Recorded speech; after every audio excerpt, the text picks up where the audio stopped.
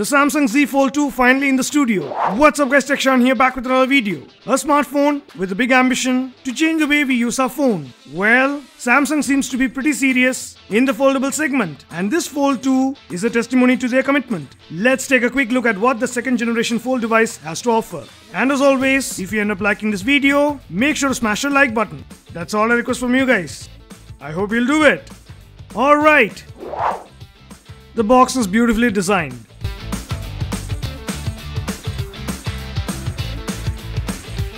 First, you have a leaflet that says change the shape of the future. Then a small box which has a quick start guide, warranty card, regulatory info and a SIM eject pin. Then voila, the phone, waiting with some warnings mentioned. Let's get to it in a bit. Then again a leaflet that explains the Galaxy Z Premier service that comes exclusive for this device. 24 hours hotline, discounted screen replacement, blah blah. Then a Type-C 25-watt super fast charger. Type-C cable. And finally, AKG Type-C headphones with extra ear tips. So here is your closer look at the Samsung Galaxy Z Fold 2, successor to the famous Z Fold. What I have here is the Indian retail unit sold in India for a whopping 1,50,000. What? Yep, it's not a cheap device, kids. This is a smartphone with a foldable display, and Samsung has gone all out to fix some of the major flaws in the first generation Fold and has come up with a promising and much more refined model. In Iron Man terms, let's call it Mark II. Haha, the major design change compared to the last year's model is, this time it's a more flatter design. No more a fingerprint magnet. And now the outer cover display is edge to edge. It is a 6.23-inch 25:9 aspect ratio Super AMOLED display. The resolution is 2260 x 816. Open, and this is where the main highlight of this device is. A foldable screen which transforms the phone to a mini tablet. As per what Samsung claims, this time it's thin glass unlike the polymer screen in the last Fold. Samsung calls it the Dynamic AMOLED 2X display. It is a 7.6 inches screen with a resolution of 2280 x 1768. Supports HDR10+, and the cool thing is, this time it's a 120Hz display. Yup, it's buttery smooth when you use it. In spite of all the improvements, still you can't expect the screen to be strong enough like a traditional phone. You gotta handle it with care. Keeping that aside, the display is fantabulous. Superb color reproduction and viewing angles. Auto brightness, dark mode, temperature adjustment, you have it all.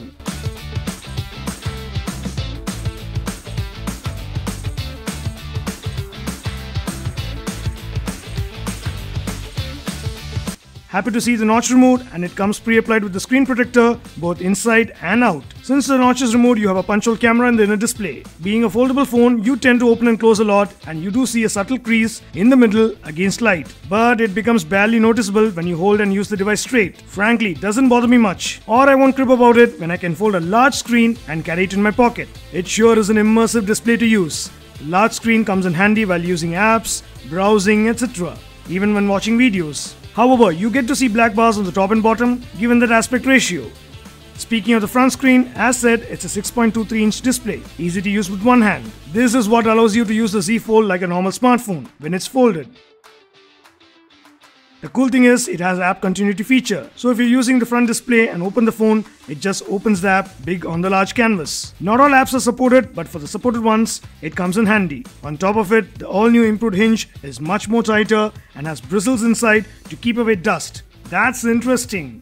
Allows you to place the device at an angle so you don't need a separate phone stand. So watching videos or a video call, you literally don't need a stand. That is so cool, right? Front has earpiece and sensors. On the camera setup, you have totally 5 cameras. One here, a 10 megapixel selfie shooter. Open, and again you have a 10 megapixel camera in a punch hole. Both the cover and this is the same.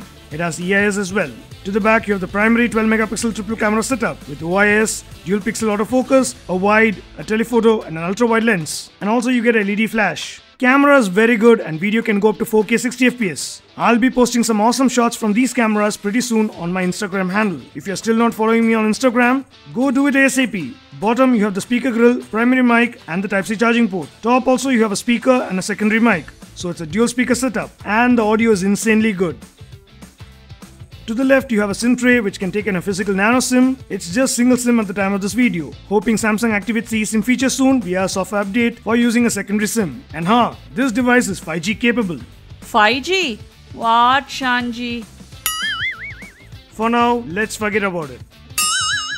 To the right, you have the volume control and the power button, which also has a fingerprint sensor embedded in it. Overall build is good, but if you're someone switching to this device, it will take time for you to adjust to this new form factor because it's definitely a narrow, heavy and a compact device.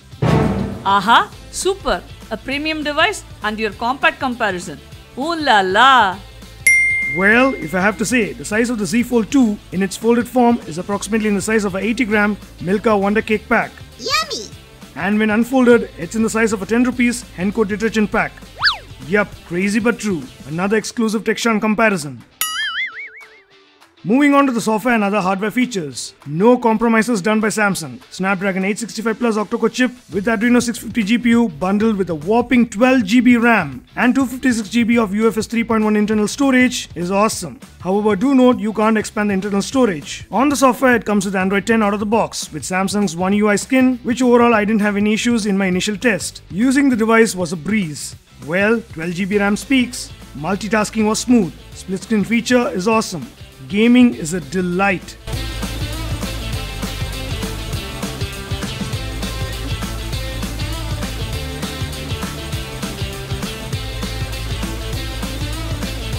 Another cool thing is using a Type-C to HDMI cable, you can activate Samsung DeX, which allows you to use your phone as a mini computer. Just connect your phone to your TV or monitor, it switches the interface to a desktop-like UI. Connect a Bluetooth mouse and a keyboard and oh boy, you have a full computer ready to use. It's amazing. The processor, 12 GB RAM, you can see how this is capable.